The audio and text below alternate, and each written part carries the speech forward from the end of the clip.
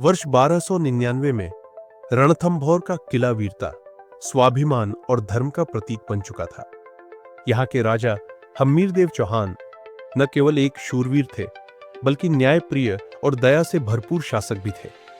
एक दिन कुछ मंगोल सैनिक, जिन्हें दिल्ली के सुल्तान अलाउद्दीन खिलजी द्वारा मौत की सजा सुनाई गई थी, रणथंभौर आ पहुंचे।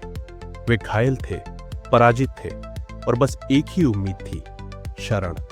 हम्मीरदेव ने कहा, डरे नहीं, राजपूत की परंपरा है कि जो भी शरण मांगे उसकी रक्षा करना धर्म है, चाहे उसके लिए प्राण ही क्यों न देने पड़े। यह निर्णय खिलजी के घमंड को आग की तरह चुभ गया। एक छोटा सा राजा उसके आदेश को ठुकरा दे। खिलजी ने प्रतिज्ञा ली कि वह रणथंभौर को रौंद देगा। दिल्ली से हजारों सैनिकों, हाथियों और घोड़ों की फौज रणथंभौर की ओर बढ़ी, लेकिन किला अडिग था। महीनों तक घेराबंदी चली, मगर राजा हम्मीर और उनके योद्धा एक कदम भी पीछे नहीं हटे।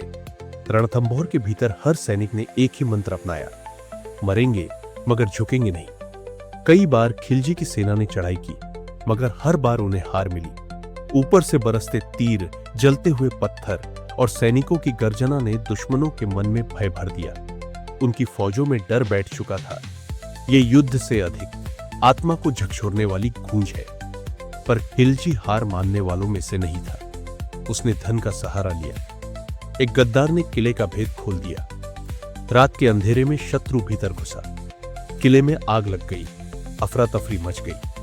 राजा हम्मीर को पता था, अब अंतिम समय आ गया है।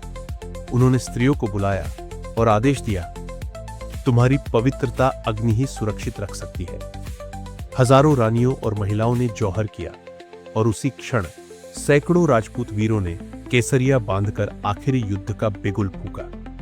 राजा हम्मीर खुद युद्ध भूमि में कूदे।